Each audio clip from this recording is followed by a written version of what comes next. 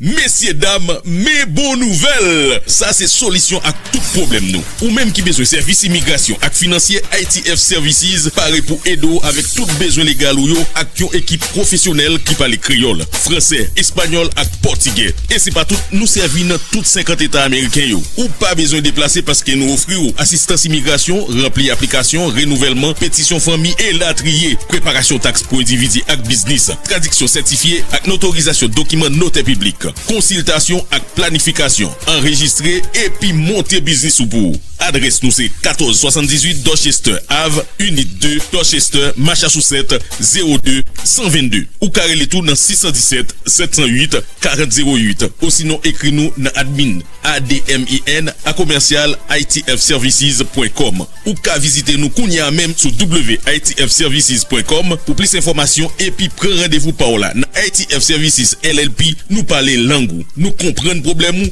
et nous porter solution. ITF Services, c'est solution à tout problème taxe, immigration, traduction, interprétation, création.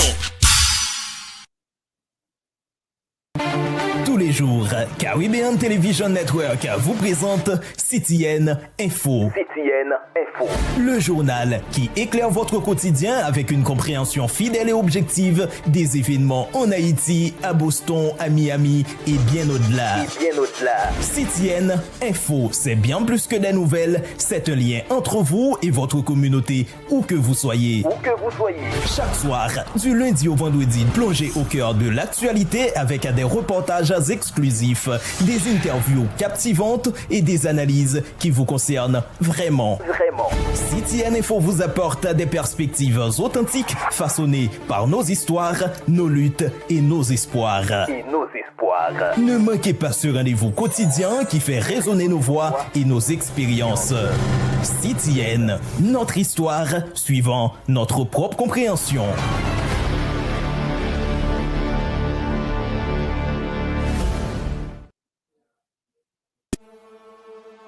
C'est chaque jour moi dès qui ça pays a fait pour. On vient toute chance pour aller chercher la vie l'autre bord de l'eau.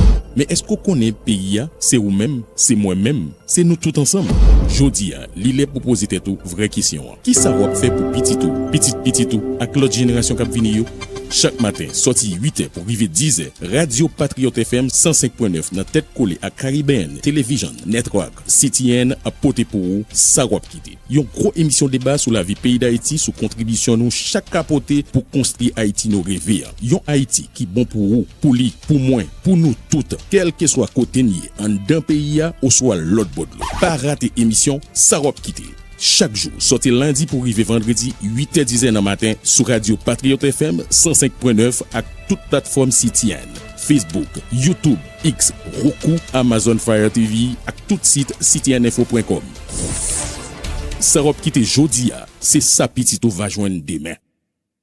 Mesdames et messieurs, bienvenue à Sac Nouveau, votre émission quotidienne diffusée du lundi au vendredi de 21h à 22h, présentée par Caribbean Television Network en partenariat avec le cabinet Gédéon Morales, votre partenaire de confiance pour toutes vos démarches liées à l'immigration. Sac Nouveau est dédié à l'information et à l'accompagnement des immigrants haïtiens sur les questions migratoires aux États-Unis et à l'international. Notre objectif est de vous fournir des analyses claires, des conseils pratiques et des ressources essentielles pour faciliter votre intégration et protéger vos droits. Restez connectés à CTN pour des informations fiables et actualisées. N'hésitez pas à nous contacter pour toute question ou préoccupation concernant votre parcours migratoire. Ensemble, construisons un avenir meilleur.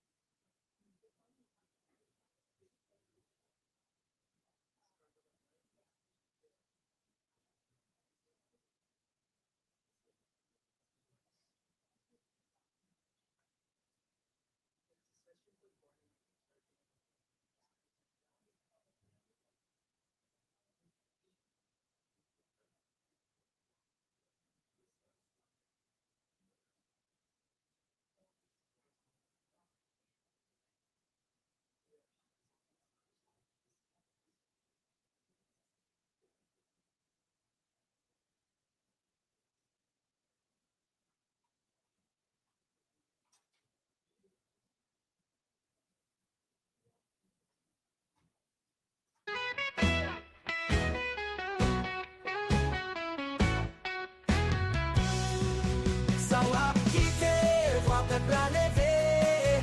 Vérité, c'est flambeau d'apporter. Politique, économie, la vie chaque jour. C'est connaissances, n'a servi avec nous. Chaque matin à lever, c'est arrivé, tu sais. Patriote FM, c'était une voix qui claire. Nous parler des sports, qu'il tire immigration. Pour nous battre peuple la fausse direction. Chaque matin à lever, fait arriver, tu sais. Patriote FM, c'était une voix qui claire. Nous parler des sports, qu'il tire immigration. Pour nous battre peuple la fausse direction. Ça va quitter, voix peuple à lever. Vérité, c'est flambeau d'apporter. Politique, économie, la vie chaque jour. C'est connaissances, n'a servi avec nous. Nous ces outils pour changement, faut que ça sonne. Dans micro nous c'est justice cap monté. Tout ça qui touche Haïti à diaspora. Nous porter lumière à clairer chaque fois. Ça va quitter, va peuple à lever. Vérité, c'est flambeau d'apporter. Lundi et vendredi chaque jour. Sans va quitter, c'est la voix nous tout le monde.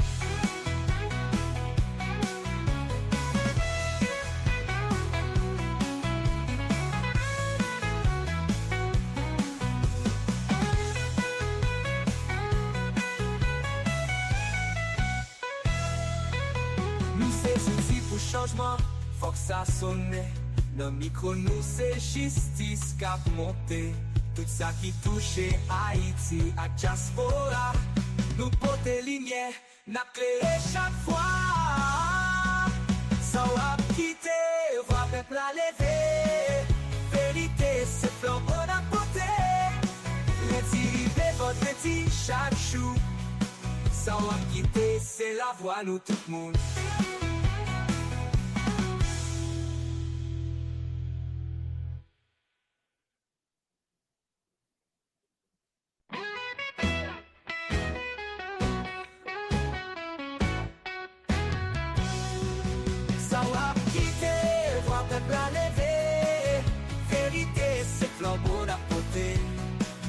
Politique, économie, la vie chaque jour. C'est connaissances, n'a servi avec nous. Chaque matin à lever, c'est arrivé, tu sais. Patriote FM, c'était une voix qui claire. Nous parler des sports, qu'il tire immigration. Pour nous battre peuple la fausse direction. Chaque matin à lever, fait arriver, tu sais. Patriote FM, c'était une voix qui claire. Nous parler des sports, qu'il tire immigration. Pour nous battre peuple la fausse direction. Ça va quitter, va peuple à lever. Vérité, c'est flambeau d'apporter. Politique, économie, la vie chaque jour. C'est connaissances, n'a servi avec nous. Nous ces outils pour changement, faut que ça sonne. Dans micro nous c'est justice cap monté. Tout ça qui touche Haïti à diaspora. Nous porter lumière à clairer chaque fois. Ça va quitter, va peuple à lever. Vérité, c'est flambeau d'apporter. Lundi et vendredi chaque jour. Ça va quitter, c'est la voix nous tout le monde.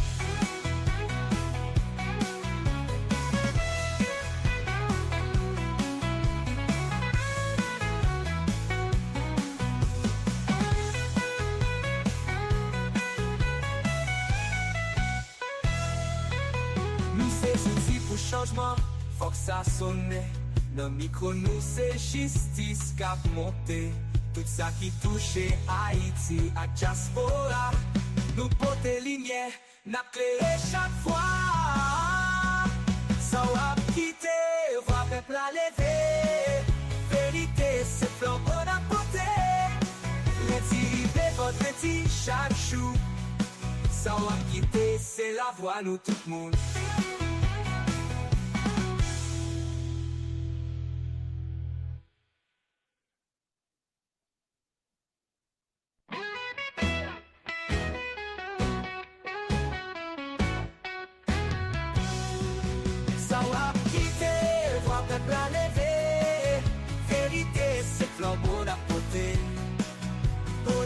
économie, la vie chaque jour, c'est connaissances n'a servi avec nous.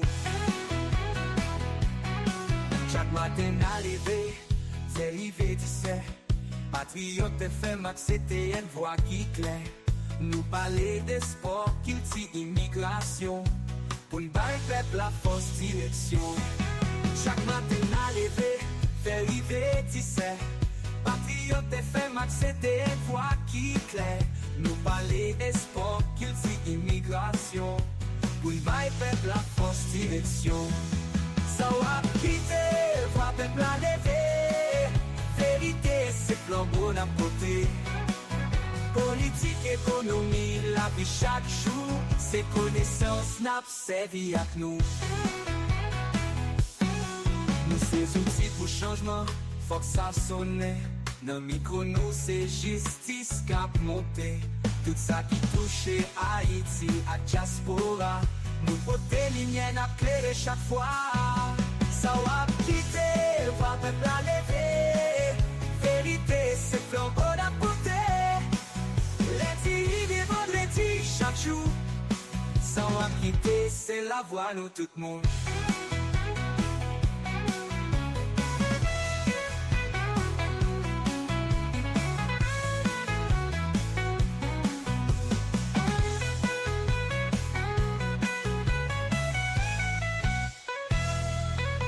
Nous c'est outils pour changement, faut que ça sonne.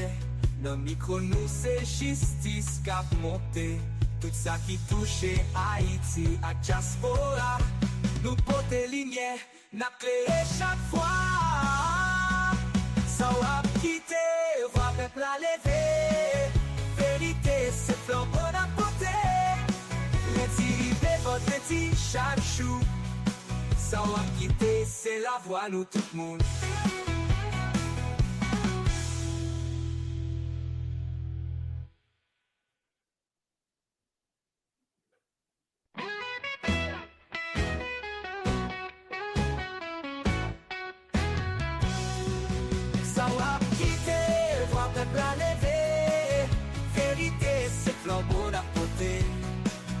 Politique, économie, la vie chaque jour, c'est connaissances n'a servi avec nous. Chaque matin à lever, c'est arrivé, tu sais. Patriote FM, c'était une voix qui claire. Nous parler des sports, culture, immigration. Pour le bail peuple, la fausse direction. Chaque matin à lever, fait arriver, tu sais. Patriote FM, c'était une voix qui claire. Nous parler des sports, culture, immigration. Pour le bail peuple, la fausse direction. Ça va quitter, va peuple à lever. Vérité, c'est flambeau d'un côté.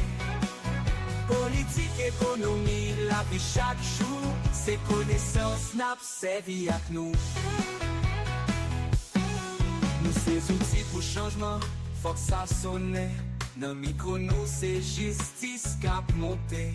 Tout ça qui touche Haïti à diaspora. Nous porter lumière à clairer chaque fois. Ça va quitter, va peuple à lever. Vérité, c'est flambeau d'un côté. Lundi et vendredi chaque jour. Ça va quitter, c'est la voix, nous tout le monde.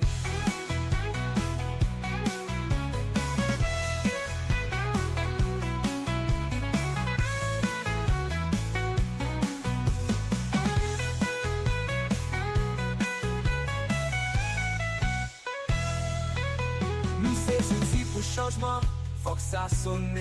Dans micro nous c'est justice cap monté. Tout ça qui touche Haïti à diaspora. Nous porter lumière, n'a clairé chaque fois. Ça va quitter, va peuple à lever. Vérité, c'est flambeau d'un côté. Lundi et vendredi chaque jour. Ça va quitter, c'est la voix, nous tout le monde.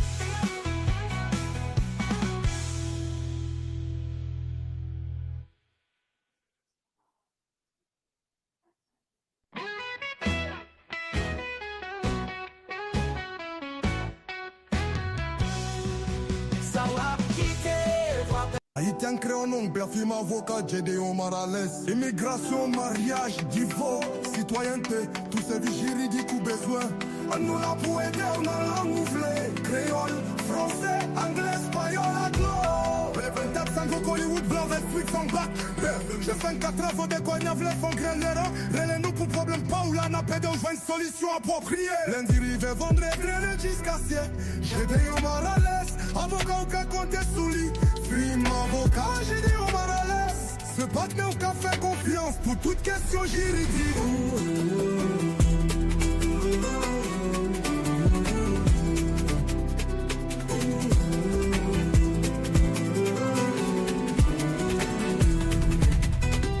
Haïti créole, film avocat, Gédéon Morales. Immigration, mariage, divorce, citoyenneté, tout service juridique ou besoin. Nous la pour aider, nous la langue ouvrée. Créole, français, anglais, espagnol, aglo, espagnol, aglo. Mais vous qui avez bon Hollywood, la fête, 8 fantasmes. Oh, oui, mais 24 francs pour Hollywood, plein. C'est ça, pas de blanc.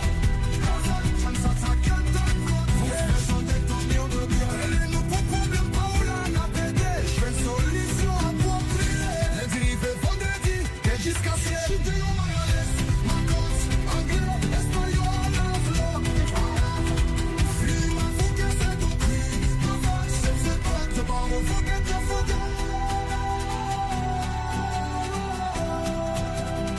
Film avocat, Gédéon Morales. C'est pas de bon, on fait confiance pour toute question juridique.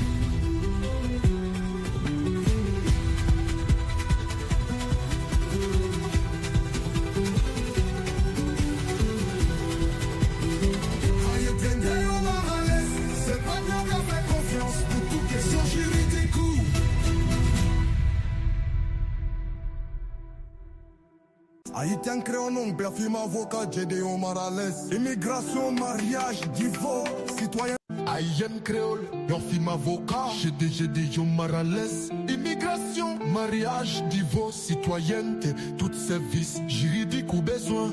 Nous la pour aider, nos langues ouvrées. Créole, français, anglais, espagnol, aglo. Toi, 24 femmes, côte, Hollywood, boulevard 6, 24 ans. 300 à 3 ventes à 3 frères, et nous pour problème, pour la nappe de jouer une solution appropriée. Lundi, rive, vendredi, jusqu'à 7.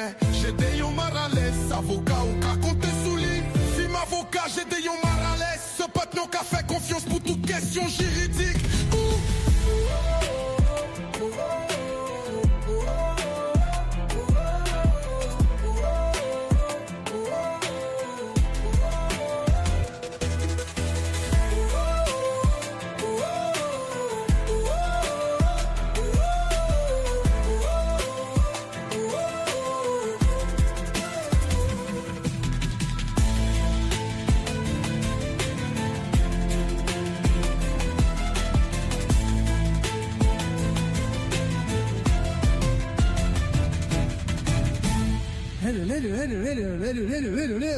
Haïtien créole, loi de morphime avocat, Gédéon Morales.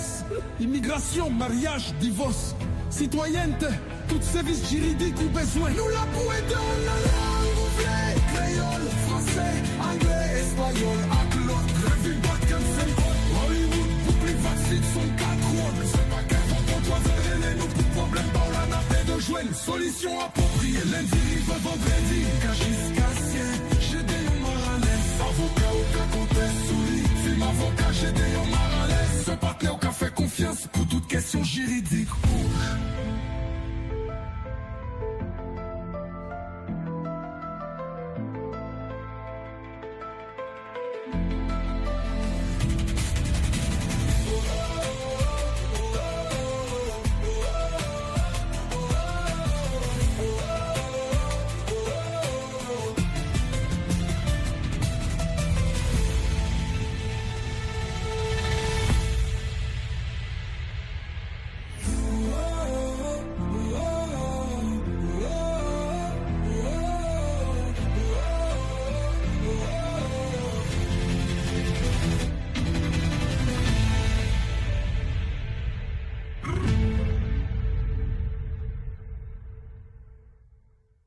j'ai des yon marales. Avocat ou ka compte sous li, film avocat, j'ai des yon marales.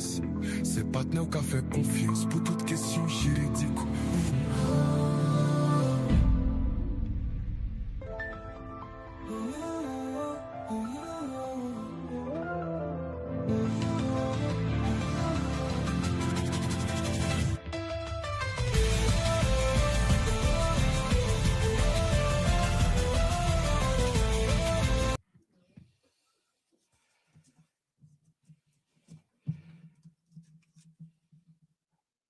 Célia, il y a quelque chose qui ne va pas?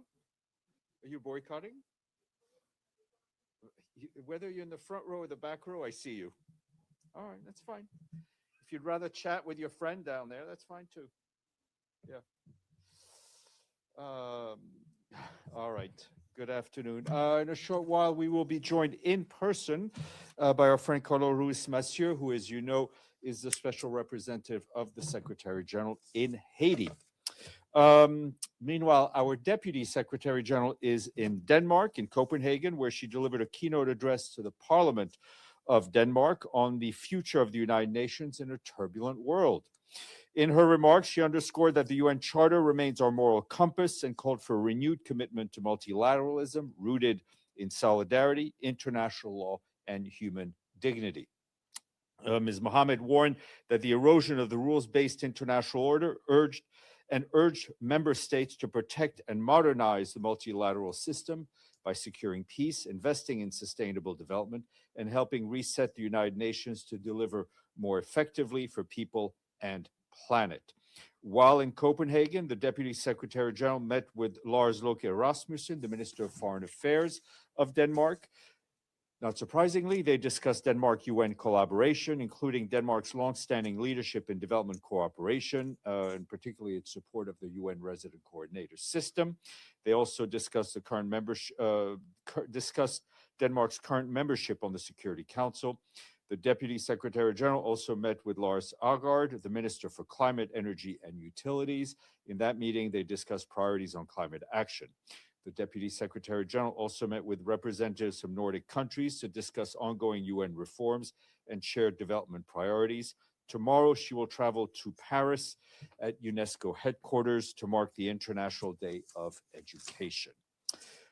Turning to the situation in Syria, and more particularly Al-Hol camp, our colleagues from the UN Refugee Agency and from UNICEF tell us that yesterday, their teams reached the Al-Hol camp following its takeover by the Syrian government.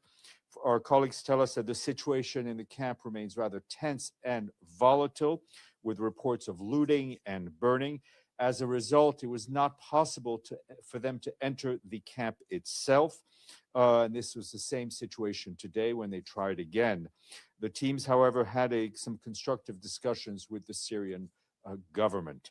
That was representatives of the Syrian government at Al-Hol camp. The government of Syria expressed its willingness to provide security and support to UNHCR and humanitarian partners so that humanitarian operations can continue. We're continuing to underscore the importance of ensuring that the transfer of ISIL detention facilities presently under Syrian Democratic Forces control to the Syrian government takes place in an orderly manner in line with international standards. And back here in the Security Council, the council members also held a discussion on Syria, notably discussion on Syria. Assistant Secretary General Khaled Kyari reiterated the Secretary General's concern over the ongoing violence. He called for respect for international law, for the protection of civilians, and reaffirming our support for an inclusive Syrian political transition. For her part, Edem Wasornu, the director of OCHA's Crisis Response Division, said that recent clashes displaced tens of thousands of people in Aleppo, disrupting basic services and humanitarian delivery, as we've been telling you. She stressed that Syria can make progress in reducing humanitarian needs, but this depends on increased investment in recovery and sustained humanitarian funding, as well as active diplomacy to prevent the renewed threat of violence. Turning to the situation in Gaza, the Office of the Coordination of Humanitarian Affairs says that people across the Gaza Strip are struggling to meet the needs as the humanitarian scale-up remains restricted. Yesterday, the UN Population Fund tells us that there are increased risks of gender-based violence, child marriage, and exploitation of women and girls. It says that damage to health facilities, to safe spaces and clinics, all of that combined with a displacement that we've been seeing and movement restrictions, and not to mention the flooding that we've also been seeing, all of that has sharply limited access to psychosocial support and medical care. Since Sunday, as of yesterday, our partners leading on emergency shelter assistance have reached over 13,000 households, distributing hundreds of tents and tarpaulins. Our partners distributing hundreds of tents. Yeah. Our partners also continue to distribute mattresses, sleeping bags, blankets, warm clothes, cooking. It's not funny. Cooking utensils, as well as solar lights. Our partners responsible for site management report that due to the capacity and funding constraints, they are currently able to provide support in just about 40% of the existing 970 displacement sites that exist across Gaza. Moving to the West Bank, our humanitarian colleagues at OCHA tell us that over 100 Palestinian Bedouins and herding households from 5 communities across central West Bank were displaced in just 2 weeks between the 6th and the 19th of January. All of that due to ongoing settler attacks, threats, and intimidation by settlers. These attacks have prevented residents from reaching their homes, reaching their pastoral lands, and reaching sources of water. Yesterday, UNFPA reported that the ongoing operations by Israeli forces, along with settler violence and movement restrictions, continue to disrupt people's access to schools, workplace, markets, as well as healthcare. The agency estimates that more than 230,000 women and girls, including nearly 15,000 pregnant women, have limited access to reproductive health services due to the escalation of violence. And I want to flag a number of humanitarian crises, notably 2 that received some emergency funding. First, in South Sudan, escalating conflicts in Jonglei State has prompted our emergency relief coordinator, Tom Fletcher, to release $10 million from the Central Emergency Response Fund to deliver urgent assistance to nearly 180,000 displaced human beings in that area. The funds will support food assistance, healthcare, shelter, water, sanitation, and hygiene services, as well as to help in the prevention of gender-based violence, as well as violence against children. Since the end of December, conflict has forced more than 200,000 people from their homes. Women and girls, children, and people with disabilities and older persons faced higher risk of violence and exploitation in these circumstances. A government declared no-fly zone in Jonglei State, alongside insecurity and bureaucratic constraints, continues to put limits on our ability to access those in need, as well as the ability of our partners to do so. Around 15 non-governmental organizations are providing essential aid with limited resources available. This year, we and our partners are appealing for nearly 1.5 billion United States dollars to support more than 4 million people in need in South Sudan. And moving north, I wanted to flag something else first.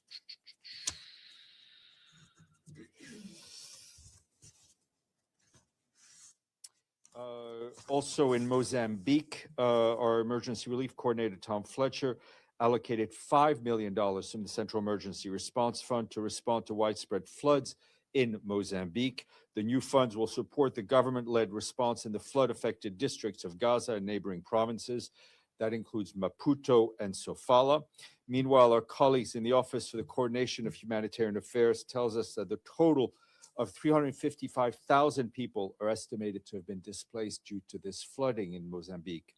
We, along with our partners, continue to step up efforts with boats available for search and rescue operations. 2 World Food Program amphibious vehicles have also been dispatched to the area to try to get to people who are otherwise inaccessible. WFP is stretching its limited resources to the maximum to support 375,000 men, women, and children in the most impacted with a 7-day emergency food kits.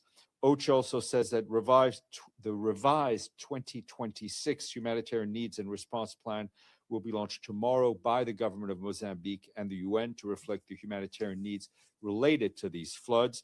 The International Organization for Migration has teams working across priority locations to improve conditions in accommodation centers, strengthen coordination, and ensure the protection of those most at risk. And turning to Sudan, I can tell you that we are alarmed by the growing impact of drone attacks in North Kordofan state, which is endangering civilians and further constraining the already limited humanitarian access. On Tuesday, multiple drone strikes were reported in some villages located southeast of the state capital of El Obeid. These areas lie along the critical logistics corridor, and the attacks risk severing the city's eastern supply lines. Another strike was reported on the same day in the village of Wadi al-Hut, about 30 kilometers north of El Obeid, underscoring the increased frequency and geographic spread of aerial attacks across that state. In the same time, the International Organization for Migration estimates that yesterday more than 2,400 people were displaced from several villages in the locality of Umdam Aj Ahmed in North Kordofan. Continued insecurity is placing civilians at heightened risk and further restricting the movements of humanitarian supplies. We again underscore that all parties must protect civilians and must protect civilian infrastructure and must ensure the safe, rapid, and unhindered access for humanitarian goods and staff. Meanwhile, in the locality of Tawila in North Darfur, our partners report that serious shortfalls in food assistance for newly arrived displaced families in Daba Naira camp, heightening the urgent need to scale up food distribution. Also on food, the World Food Program said that despite severe access and funding constraints, it reached 3.6 million people in December in Sudan, including 1.7 million alone in Darfur. However, WFP warns that by the end of March, it will have exhausted its food stocks in Sudan and urgently requires $700 million to sustain life-saving operations through June of this year. We urge donors to step up support. In 2026, we and our partners are calling for 2.9 billion United States dollars to reach more than 20 million people who are in urgent need of assistance. And in the Democratic Republic of the Congo, our humanitarian colleagues at OCHA say that the humanitarian situation in the provinces of North and South Kivu continues to worsen, marked by more civilian casualties, displacement, and mounting threats to humanitarian operations. In the Rutshuru territory, North Kivu, our partners say that between the 12th and 19th of January, at least 50 civilians were killed and about a dozen others injured during a series of armed attacks and clashes. In Uvira, the territory in South Kivu, local civil society reports that at least 12 civilians have been killed by armed groups since January 18th. Fearing more violence, at least 2,400 people fled from the city of Uvira to Kamanyola, where they are staying and with host families and in collective centers in an effort to seek safety. Their most urgent needs include food, shelter, sanitation, hygiene services, protection, and health care. And humanitarian access, as you can imagine, remains a challenge in South Kivu, particularly in Fizi territory, where dozens of key roads are closed due to insecurity, and that has disrupted operations, including the delivery of medical supplies in response to the cholera outbreak. Yesterday in Baraka, armed people entered some compounds of our humanitarian partners. They threatened staff and attempted to requisition humanitarian assets. We strongly condemn any attack on civilians and threats against humanitarian workers.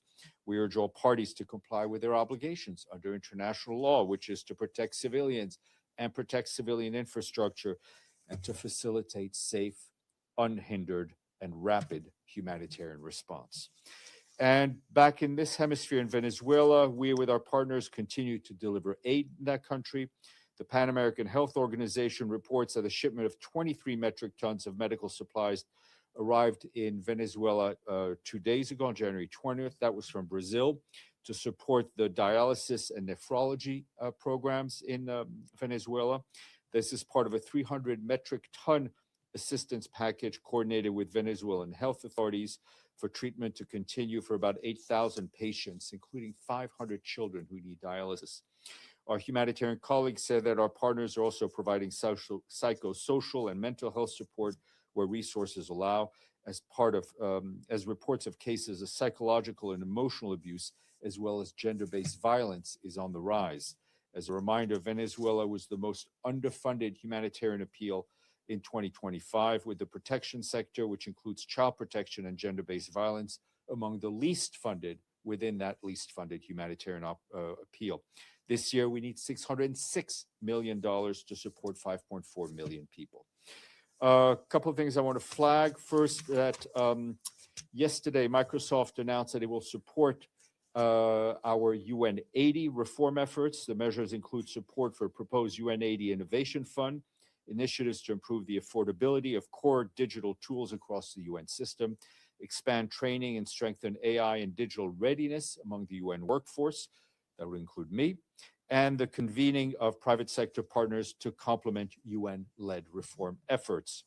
Through the initiative, Brad Smith, president of Microsoft, in his role as an SDG advocate, is offering practical support to equip the UN to respond effectively to today's global challenges amid rising demands and constrained resources. I want to flag that the UN Environment Program today released a report showing that for nearly $1 the world invests in protecting nature, it spends $30 destroying it. The report, entitled The State of Finance for Nature 2026, which uses data for 2023, found $7.3 trillion in total nature negative finance flows. Inger Anderson, the executive director of UNEP, noted that while financing nature-based solutions cross forward, harmful investments and subsidies are surging ahead. She said that the report offers leaders a clear roadmap to reverse this trend and work with nature rather than against it. And our staff union today released a press release on security of UN staff. That press release is available, but obviously pretty grim. At least 21 UN personnel, 12 peacekeepers, and 9 civilians were killed in deliberate attacks in 2025. That's what the staff union says. And I have a quiz for you today, because we're getting some money. With an area of only 13 square kilometers, this country is the world's smallest island nation and is larger than just 2 other countries. Those two countries that are slightly smaller than the one I'm talking about is the Holy See, Vatican City, and Monaco. Sorry? No, it's an island nation. Andorra is what? No, you're going to go through all the. No, well, let's go through all the Pacific Islands.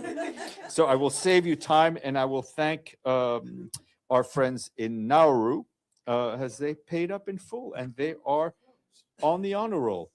They paid $31,865,000.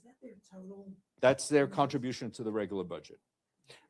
Before I go to question, I was just wanted to flag a note I'd forgotten to read, and that an important one on Uganda.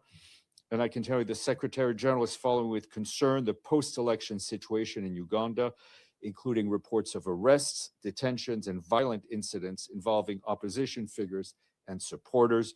He notes the importance of restraint by all actors and respect for the rule of law and Uganda's international human rights obligations. That includes the right of freedom of expression, association, and peaceful assembly. The Secretary General stresses the importance of due process and humane treatment for all those in custody and underscores the need to safeguard the civic space. Now, Edie, all yours. Thanks, Steph. A few follow-up questions. First, does the Secretary General have any comment on the President's decision to drop tariffs against Europeans that support Greenland's independence, and on whatever deal is in the works that no details have really been given? Well, I mean, I think as you say, no detail has emerged, but it's clear. I mean, it appears at least that the pressure has gone down. Our position was and remains the same: is that we believe in the territorial integrity of the Kingdom of Denmark, as well as the issue of self-determination, which are both of peoples which are enshrined in the charter. And secondly, on Syria, Itamar Bosornu told the Security Council this morning that UNICEF and UNHCR reached Al-Hol camp yesterday, and that the refugee agency has taken over the management of Al-Hol. Is that still holding? I was somewhat confused by what you Yeah, I mean, reported. I can only go with the information that I have, and we checked with some of our colleagues that they weren't able to physically enter the camp. I do know that we are in talks with the Syrian authorities, which are securing the camp. We want to be able to operate and provide the services that we need to operate, but we'll try to get you a bit more detail. Maybe you can try and. Yeah, I will do that. Yeah. Deji. Yes, a couple of questions. Yesterday, there's the launch of the Board of Peace, which President Trump actually take a positive tone toward the UN, ask for cooperation.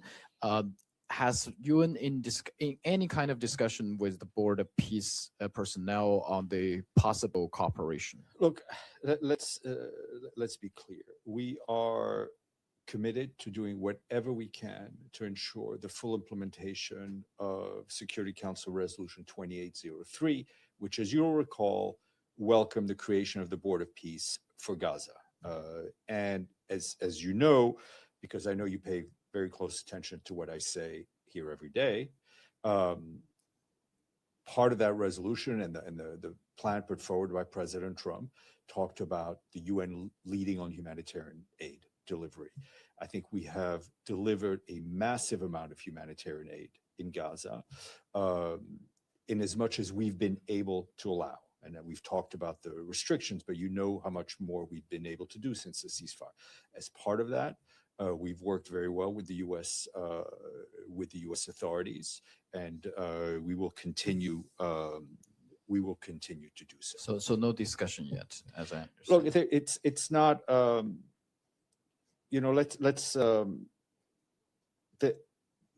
The UN remains the only international organization with universal membership. We've obviously we've all saw what happened.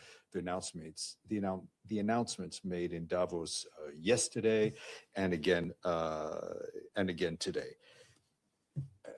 Secretary General's work continues with determination to implement the mandates given to us, all underpinned by international law, by the Charter of the UN. I mean, our work continues. Another follow-up on the demolished UNRWA compound in East Jerusalem. After the statement by Secretary General, is there any follow-up measures that UN has taken recently? I mean, we've been, as Farhan explained, we've sent letters, and then the Secretary General sent a very direct letter to the government of Israel. I don't want to say discussions continue, because there's really nothing to discuss. This went against the obligations of Israel under the immunities privileges of this organization. The argument from Israeli Ambassador Nun is, in the first phase, after the Knesset they passed the legislation, UN staff actually respected the legislation and leave that compound. So this is just the next step. This was not when people left. This was not done out of following the law. It was more done in terms of the safety of our staff, right? I'm not going to enter into a debate with Ambassador Danon.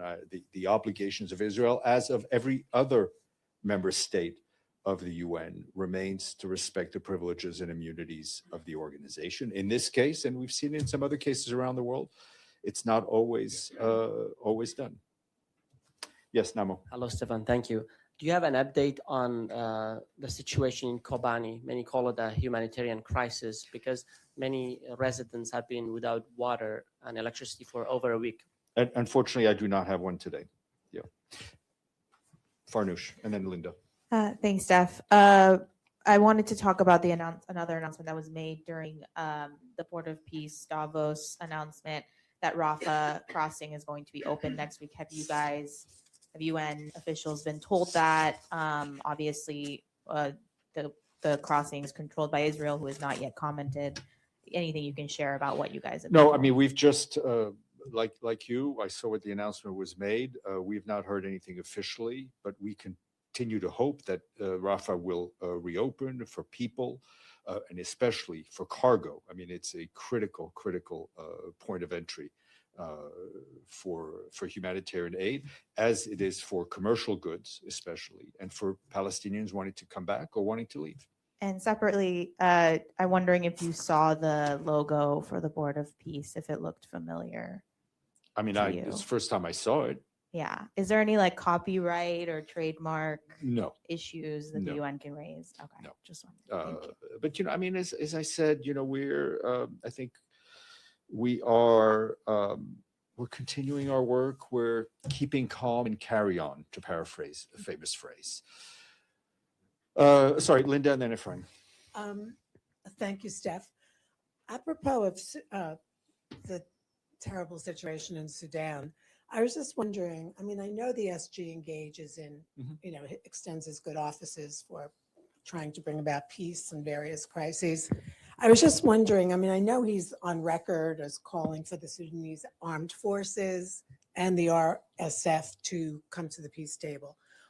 Can you just shed some light perhaps in terms of, is there any reaction from these two groups on any level? What are the levels? I mean, they're obviously in the context that with the Secretary General has had, whether it's Mr. Lamamra, his special envoy for Sudan, or Tom Fletcher, or Denise Brown, our head of humanitarian in Sudan, they talk to the various parties.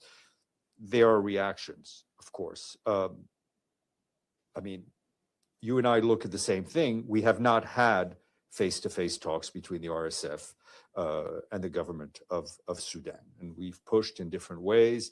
Mr. Lamamra was in Cairo recently, where he worked with the Egyptian called meeting on the coordination. We've been talking to Mr. Boulos, the U.S. envoy. We're talking to all the parties. First of all, making sure that all those who want to see the end of conflict in Sudan work in concert, right? Whether it's individual member states, whether it's regional organizations like the AU, like IGAD, or like us. Because, I mean, you just heard what I just described, the humanitarian situation in Sudan today.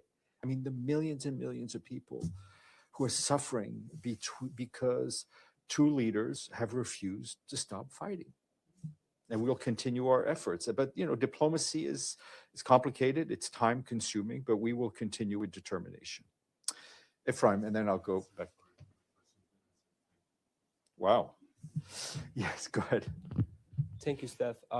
In Turkey, the accounts of many journalists and media organizations have been banned, including me this morning. What is the Secretary General's position on when it comes to the freedom of press and freedom of speech? I haven't seen that particular.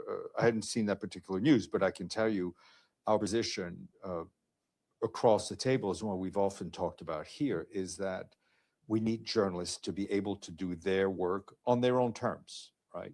We need freedom of the press. Journalists need to be able to do their work and ask questions, however unpleasant they may be, even in this room, without fear of harassment or retribution or worse. Yep. Hi, Steph. Mitch McCann, Feature Story News. Today is reportedly the day that it's finalized the US is withdrawing from the WHO. Does the Secretary General have a message for the US about potentially rejoining in the future? And secondly, according to US law, they have to pay all the fees that they already owe before they can actually leave. So does the Secretary General consider them having left or not yet because they haven't paid those fees? Look, I think for all intents and purposes, they are no longer participating in the work of the World Health Organization.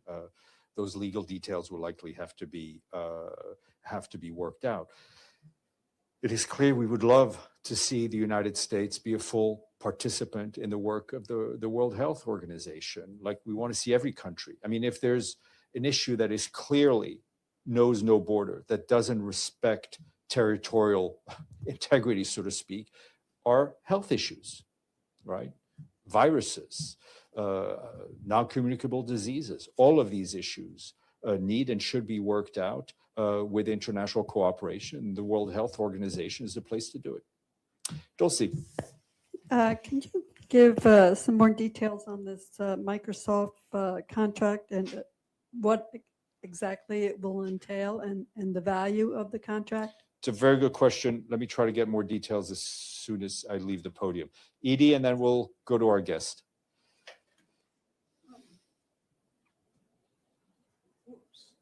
Thank you, Steph. A follow-up to Linda's question on Sudan.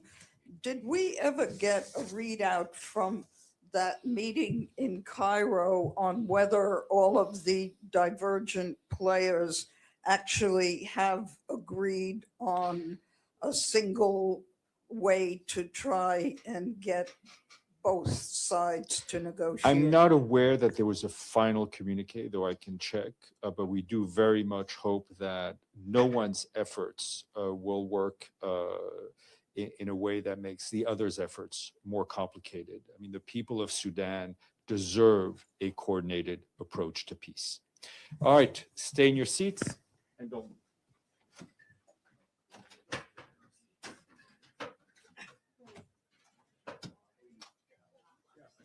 Great. This is great, except for everything else. Exactly. Yeah. Great. Have a seat. The water is fresh. There's some people online as well.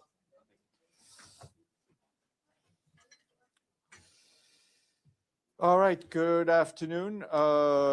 We are delighted to be joined in person and in the flesh by our friend Carlos Ruiz Massieu, who, as you know, is now the Special Representative of the Secretary General for Haiti. Carlos, I know you briefed the Security Council, and I think our colleagues heard that, but please, some opening remarks, then we'll take a few questions. Thank you. Always a pleasure to be here with you. Well, what I said yesterday, but I think it's important to highlight is that the expectations of progress in Haiti, on both on the security front and the political front, are evidently there. We do hope that with the deployment of the GSF, security situation can improve. We hope and we expect.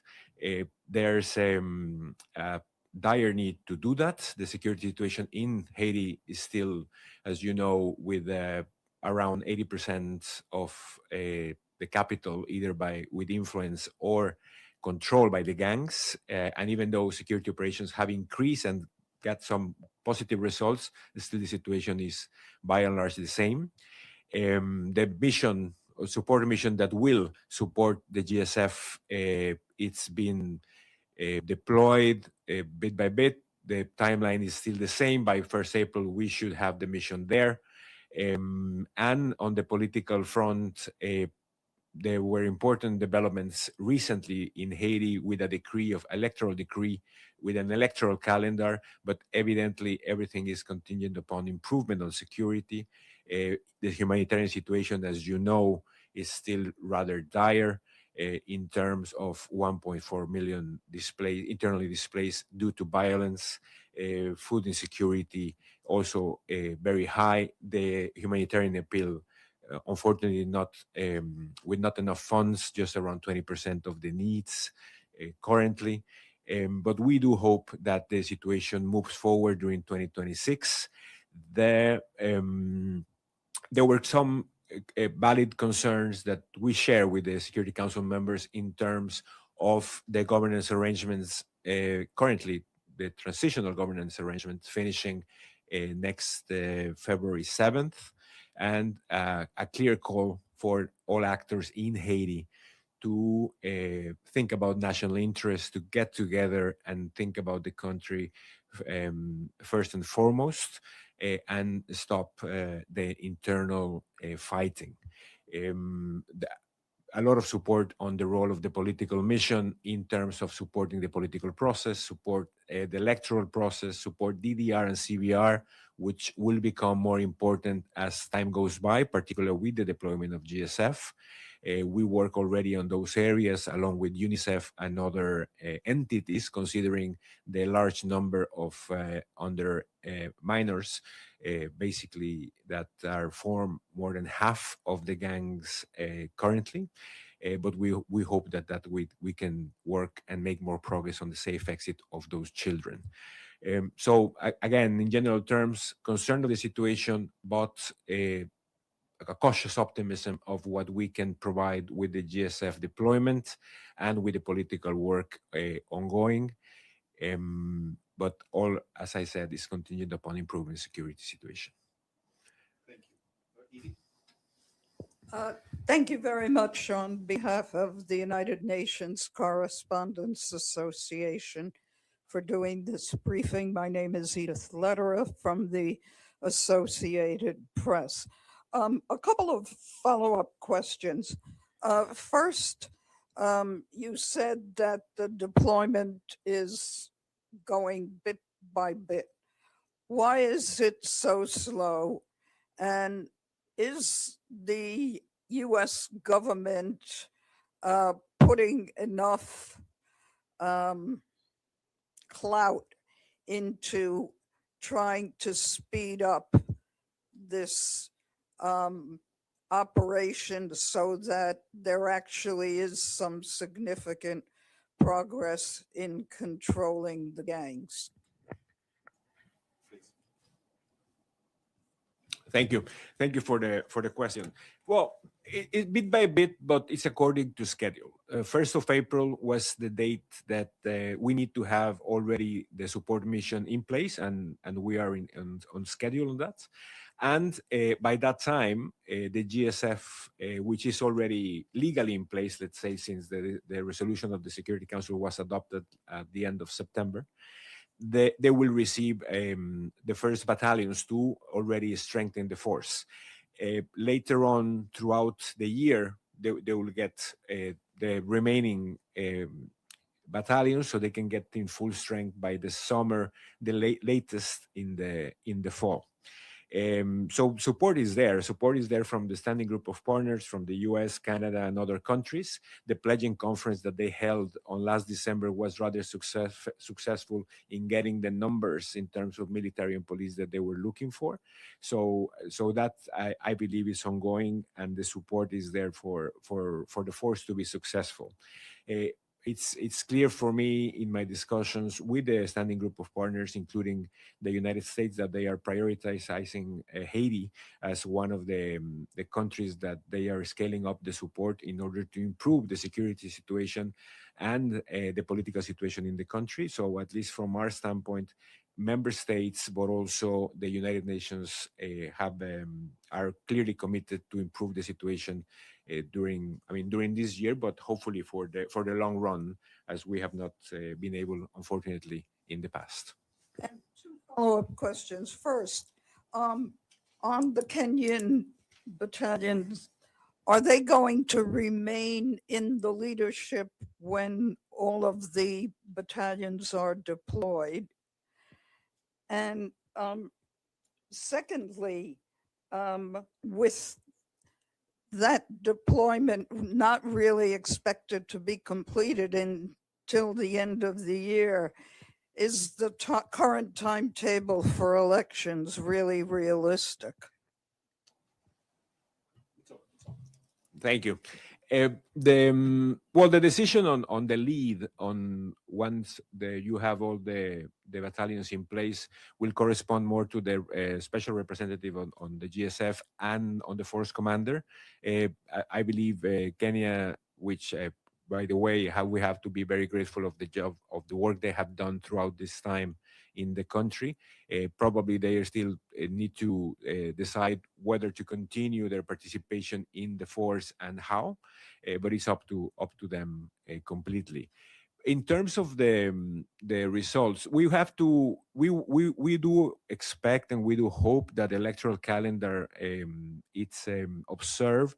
They do have first round of election scheduled for 30th of August and the second early December. But at some point during the year, we need to make a technical assessment where the conditions are there in order to have a free, fair, and legitimate elections throughout the country, notably considering that in Port-au-Prince and the departments next to it, we have around half of the electorate in the country. So we at some point we need to make, along with the national authorities, the Electoral Council, to make that assessment. And by the way, the UN, the mission, along with the agencies, are part of this effort to help them in assisting them in holding the electoral process. Thank you. Hi, I'm Dulcie Leinbach from Pass Blue. I did want to just go over again some of the GSF details. You say it's legally in place, and the 1st Battalion is arriving in April. So what are the Kenyans? They're sort of still there. Is that so? Where's the 1st Battalion coming from? Yeah. It's legally in place since the adoption of the resolution. The MSS ended up at that time. So currently, the Kenyans are the ones that formed the GSF and are still there. And again, they committed to stay there in their current form, which is basically a police contingent until we receive additional reinforcement. I don't have the information or the confirmation or the battalion that is coming in April, but that's something that again the standing group of partners can provide, or the special representative once he takes office. I believe rather soon. Who is that? Jack Christophides? Jack Christophides, yes. Oh, he's not there yet? No, he was appointed. He's appointed, but formally he will assume, I believe, in February. Okay, so is the U.S. leading this whole operation still, or it's hard to tell who's in charge? Yeah, as you know, the governing, let's say the governing body that gives guidance and supervision to the GSF through the special representative and then the force commander is formed of a number of countries, with the US, Canada, and the current contributors of troops or contingents being part of the governance arrangement. So they are the ones that oversee and give guidance to the force. But if I may ask, the U.S. Keeps bragging about how quickly they move and how quickly they act. So this GSF has been up and supposedly running since what, September? And there's nothing that's changed since then. Yeah, while I'm not speaking on behalf of any member state, I would say that the plan that was agreed in September is the one that currently is in place, that in April, because they in order to overcome the challenges that the MSS faced in the past, that was the importance of establishing a UN support office. At the UN support office deployment calendar, was to be up and running by 1st April. So it's in 1st April when the equipment, the life support element, and all the logistic will be in place for receiving the additional troops with additional capacities, more of a military orientation. So in a way, the calendar it's been observed and is in place so we can have first the mission and then the remaining battalions on the GSF in place so they can start operating accordingly. Thank you. Jacqueline Charles, Miami Herald. She's online. Yes, hi, Carlos. Thanks for joining us. Okay, so today we're in a situation where we're getting reports that overnight the CPT got a majority, 5 votes, to dismiss the prime minister. We have not seen whether or not that resolution has been published, will be published. There's a lot of meetings still taking place. We saw strong statements from the U.S. Last night. House GOP just also tweeted out endorsing the statements of the embassy. Where does the UN stand right now on this issue? And if the prime minister is toppled, what does that mean for Haiti at this stage going forward? Where we're trying to get a UN office up, we're trying to get a gang suppression force deployed. The police have been making some inroads. We're told that they actually temporarily halted operations this morning because they didn't know what was coming. Thank you, Jackie. Well, we sent a clear message yesterday. There's no more time, and the country cannot spare more internal fighting. It's a time for different stakeholders, political parties, current authorities to come together and think about the national interest. There is the current authorities should still make use of the couple of weeks that they have as current authorities to do whatever they can in benefit of the country. It's a separate discussion in terms of what happens after February 7th, February 8th. And that's a discussion that we expect still the different stakeholders to have a productive dialogue and make a decision. And if they don't make a decision, we know that the Constitution provides for the Prime Minister to continue if that's the case. And we need, as you said, an authority and a government that is stable enough. We cannot spare instability on the political side when we have instability already on the security side. So we will wait to see what's the scenario. We know that unfortunately we have experienced many times these internal discussions about the authorities making decisions or discussing what's next in terms of the Prime Minister and the CPT members. But at this stage, our call really is for the actors, different actors, to come together and think about the country first and not spare more time on this, and don't waste more time on these internal fightings. Great. Thank you oh, sorry, yes, one more question, go ahead. Hello, Richard Karim, IPS. I was wondering, how is establishing an effective political transition and actually electing a new president essential to establishing security? And how is political instability enabling gangs to gain control over more areas? Okay. What we need is an authority that can work with the international community and manage the public forces in a way that can really increase security in different areas. The current arrangement, you can say that unfortunately has not worked. The mandate for the TPC with a prime minister that was decided in 2024, at the end, we don't have an improved security scenario, and we couldn't, or Haiti couldn't have elections. So how you measure success is actually by improving security in certain areas of Port-au-Prince that can enable Haitians to walk freely, to work freely, and the country to be able to organize elections in a meaningful way. So we expect the authorities to continue after February 8th to be able to work internally and to work with the international community in improving security. And in that case, the GSF arrival plus the PNH, the National Haitian Police capacities, then should provide that environment. And the Electoral Provisional Council, with the support of the international community as well, should be able to organize elections across the country, but notably in Port-au-Prince, as I said, holds the majority of the electorate. Thank you. Thank you. Carlos, thank you very much. Thank you. Safe travels back. Thank you.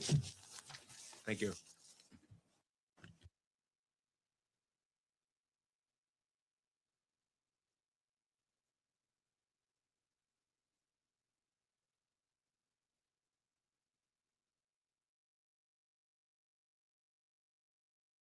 Messieurs, dames, mes bonnes nouvelles. Ça, c'est solution à tout problème, nous. Ou même qui besoin service immigration ak financier ITF Services paré pour aider avec tout besoin légal ou yo ak yon équipe professionnelle qui parle créole, français, espagnol ak portugais. Et c'est pas tout, nous servir dans toutes 50 États américains yo. Ou pas besoin de déplacer parce que nous offrons assistance immigration, rempli application, renouvellement, pétition famille et latrier, préparation taxe pour individu ak business, traduction certifiée ak notarisation document notaire public. Consultation ak planification, enregistré et puis monter business ou pour. Adresse nous c'est 1478 Dorchester Ave, Unit 2, Dorchester, Massachusetts 02 122. Ou carré les tout dans 617 708 4008. Ou sinon écris nous dans admin ADMIN à commercial itfservices.com. Ou qu'à visiter nous kounya même sur witfservices.com pour plus d'informations et puis prendre rendez-vous par là. Dans ITF Services LLP, nous parler langue, nous comprendre problème et nous porter solution. ITF Services, c'est solution à tout problème taxe, immigration, traduction, interprétation, création. C'est chaque jour moi dès qui ça pays a fait pour. On vient toute chance pour aller chercher la vie l'autre bord de l'eau. Mais est-ce qu'on connaît pays a, c'est ou même, c'est moi-même, c'est nous tout ensemble. Jodi a, l'île pour poser tout vraie question. Qui ça va faire pour petit tout avec l'autre génération qui vient yo? Chaque matin, sorti 8h pour arriver 10h, Radio Patriote FM 105.9 dans tête collée à Caribbean, Télévision, Network, CTN à porter pour vous, ça va quitter. Yon gros émission débat sur la vie pays d'Haïti, sous contribution nous chaque capoté pour construire Haïti nos rêves. Yon Haïti qui bon pour vous, pour lui, pour moi, pour nous toutes, quel que soit côté nié, en d'un pays ou soit l'autre bord. Pas rater émission, ça va quitter. Chaque jour, sortez lundi pour arriver vendredi 8h10 dans matin sur Radio Patriote FM 105.9 avec toute plateforme CTN, Facebook, YouTube, X, Roku, Amazon Fire TV avec tout site ctninfo.com. Ça va quitter jeudi, c'est ça petit tout va joindre demain. Tous les jours, Caribbean Television Network vous présente CTN Info. Le journal qui éclaire votre quotidien avec une compréhension fidèle et objective des événements en Haïti, à Boston, à Miami et bien au-delà. CTN Info, c'est bien plus que des nouvelles, c'est un lien entre vous et votre communauté, où que vous soyez. Chaque soir, du lundi au vendredi, plongez au cœur de l'actualité avec des reportages exclusifs, des interviews captivantes et des analyses qui vous concernent vraiment. CTN Info vous apporte des perspectives authentiques façonnées par nos histoires, nos luttes et nos espoirs. Ne manquez pas ce rendez-vous quotidien qui fait résonner nos voix et nos expériences. CTN, notre histoire suivant notre propre compréhension.